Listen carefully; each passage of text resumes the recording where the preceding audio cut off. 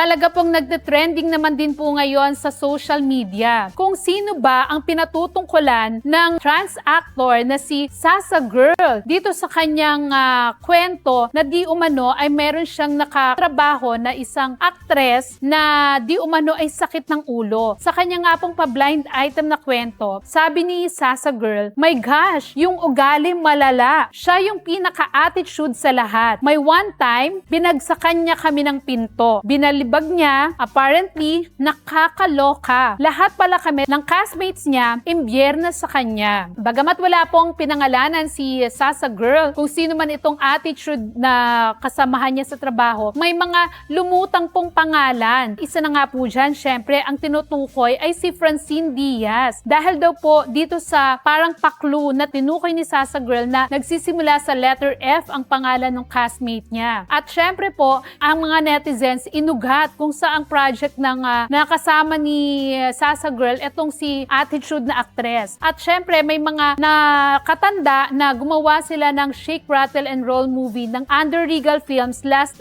Metro Manila Film Festival. At doon nga po ay nakasama niya sa eksena sina Fiang Smith at Francine Diaz. Pero dahil matatalino talaga ang mga netizens, sinabi nila na si Sasa Girl ay umattend sa premiere night ng isang movie ni Fiang Smith. Malamang ito yung Almost Us. Kaya naman po, kung hindi si Fiang yung sinasabi niyang attitude girl, ay malamang daw itong si Francine Diaz yon. Yan po ang hula ng mga netizens at sa ngayon, hindi pa naman natin nakukuha yung panig ni Francine Diaz kung totoo nga bang siya ang tinutukoy ni Sasa Girl na nag-a-attitude daw kaya pinagpipyesahan nilang mga cast sa taping. At sabi nga po niya, minsang nagkita-kita sila ay ito ring si attitude girl ang naging topic nila. Kung si Francine Diaz man to, mas maganda siguro na gawa niya ng aksyon yung kanyang image dahil hindi maganda, lalo na't hindi pa naman siya sobrang kasikatan at kumbaga nagsisimula pa lang sumipa yung kanyang career. At kung maitatatak na sa kanya itong